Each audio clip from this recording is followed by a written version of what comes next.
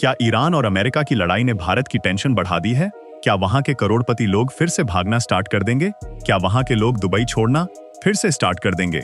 लिए जानते हैं इस खास खबर में, क्या मिडिल ईस्ट में सच में महायुद्ध छिड़ गया है? दोस्तों, आज एक ऐसी खबर सामने आई है जिसने पूरी दुनिया को हिलाकर रख दिया है। जिस महायुद्ध का डर पूरी इंसानियत को पिछले कई सालों से सता रहा था, क्या वह आखिरकार शुरू हो चुका है? मिडिल ईस्ट का सबसे सुरक्षित और सबसे अमीर हिस्सा कहे जाने वाले यूएई पर अचानक आसमान से मौत बरसने लगी है। रविवार तड़के जब लोग चैन की नींद सो रहे थे, तभी अचानक गूंजते हुए सायरन और भयंकर धमाकों की आवाजों ने सबको डरा दिया। ईरान ने सीधे यूएई में स्थित यूएस के सैन्य ठिकानों पर ताबड़तोड़ मिसाइलें और घातक ड्रोन्स दाग दिए हैं। इस बड़े हमले के बाद दुबई और अबू धाबी जैसे चमचमाते शहरों की सड़कें और आसमान धुएं के गुबार से भर गए हैं। सवाल यह उठता है कि आखिर अचानक ऐसा क्या हुआ कि हफ्तों से चल रही शांत बातचीत अचानक इस विनाशकारी युद्ध में बदल गई? क्या अब सच में वर्ल्ड वॉर शुरू हो चुका है? आज की इस वीडियो में हम इसी बेहद संवेदनशील और जरूरी खबर की पूरी सच्चाई को बहुत ही आसान भाषा में समझेंगे।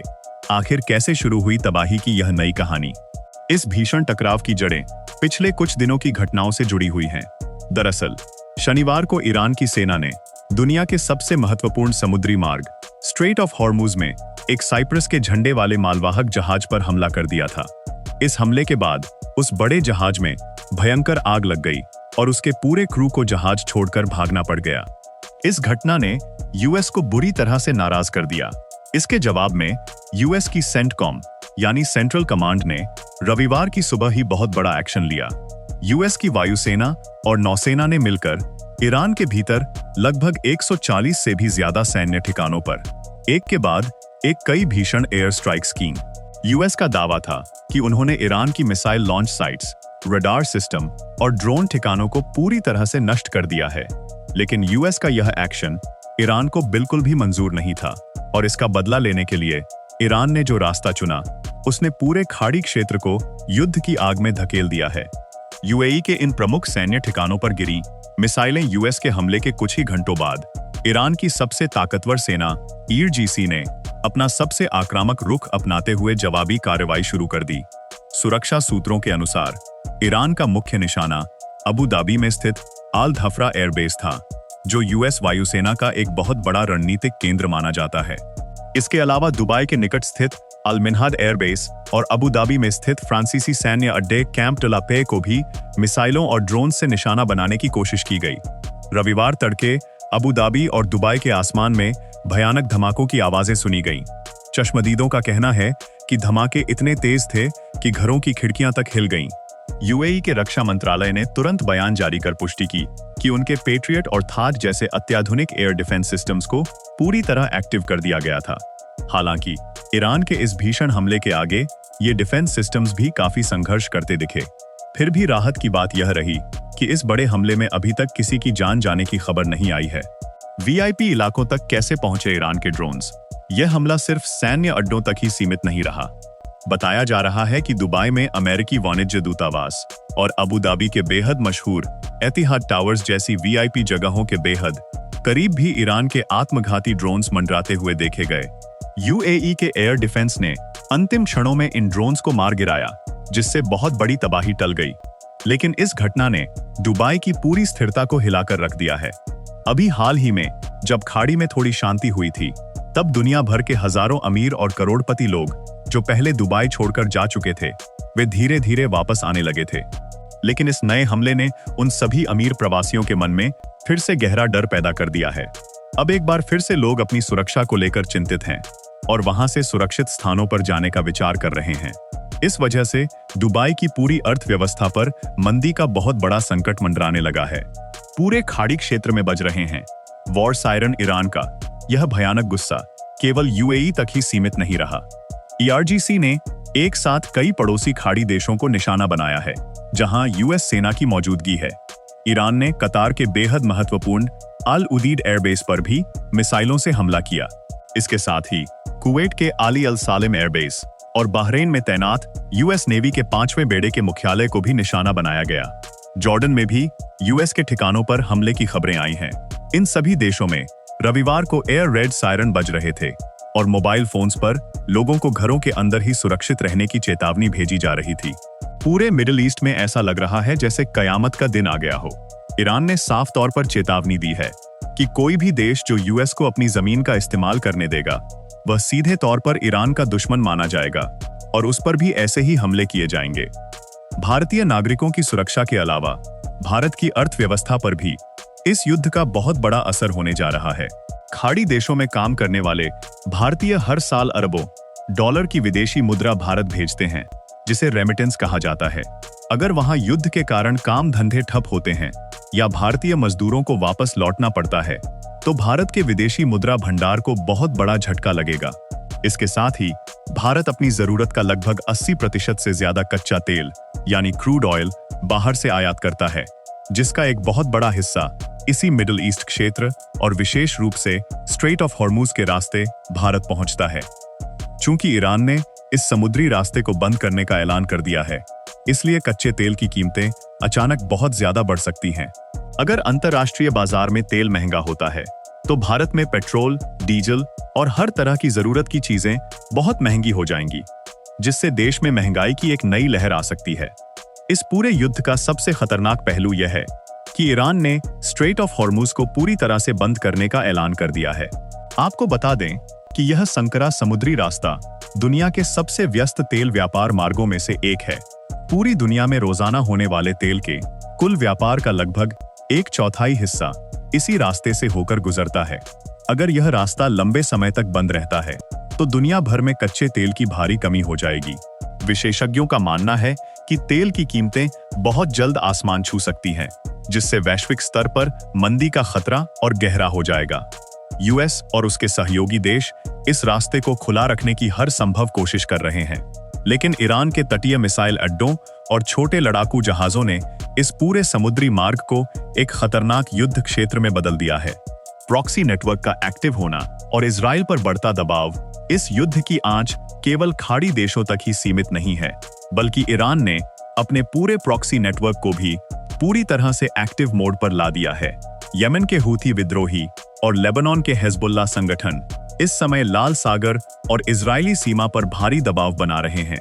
हूथी विद्रोहियों ने लाल सागर से गुजरने वाले जहाजों पर अपने हमले और तेज कर दिए हैं, जिससे वैश्विक व्यापार का एक और मुख्य मार्ग बंद होने की कगार पर है।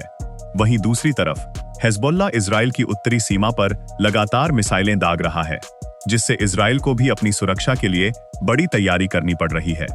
इसका मतलब यह है कि यह संकट अब केवल यूएस और ईरान के बीच का नहीं रहा, बल्कि यह एक विनाशकारी क्षेत्रीय युद्ध का रूप ले चुका है, जो बहुत जल्द पूरे मिडिल ईस्ट को अपनी लपेट में ले सकता है। ग्लोबल मार्केट और वित्तीय बाजारों में भारी उथल-पुथल जैसे ही रविवार को इन हमलों की खबर दुनिया के सामने आई। वैश्विक वित्तीय बाजारों यानी स्टॉक मार्केट्स में भारी गिरावट देखने को मिली है। निवेशकों के बीच इस बात को लेकर भारी डर है कि यह युद्ध आने वाले दिनों में और भी भयानक रूप ले सकता है। खाड़ी क्षेत्र की बड़ी कंपनियों के शेयर्स में भारी गिरावट दर्ज की गई है और दुनिया भर के बाजारों में सोने की कीमतें अचानक बहुत ज्यादा बढ़ गई हैं। संकट के समय में सोना हमेशा से सबसे सुरक्षित निवेश माना जाता है, इसलिए लोग अब अपना पैसा शेयर बाजार से निकालकर सोने में लगा रहे हैं। इसके अलावा विमानन कंपनियों यानी एविएशन सेक्टर को भी बहुत बड़ा नुकसान हो रहा है, क्योंकि खाड़ी क्षेत्र का हवाई मार्ग पूरी तरह से असुरक्षित हो चुका है और उड़ानें रद्द करनी पड़ रही हैं या उनका रूट बदलकर लंबा करना पड़ रहा है। तेल की कीमतों में उछाल और आम आदमी की जेब पर असर, अगर यह तनाव लंबे समय तक खिंचता है, तो इसका सबसे पहला और बड़ा असर पूरी दुनिया के आम लोगों की जेब पर पड़ेगा। जैसा कि हमने पहले चर्चा की, तेल की कीमतें बढ़ने से माल ढुलाई का खर्च बढ़ जाता है। जब ट्रकों और जहाजों का ईंधन महंगा होगा, तो खेतों से आने वाली सब्जियां, अनाज और कारखानों में बनने वाली रोजमर्रा की चीजें भी महंगी हो जाएंगी। इसके अलावा भारत जैसे विकासशील देशों के लिए यह स्थिति और भी मुश्किल हो सकती है, क्योंकि महंगे तेल के आयात के कारण देश का राजकोषीय घाटा बढ़ जाता है। इसका मतलब है कि देश के विकास कार्यों के लिए बजट कम पड़ सकता है।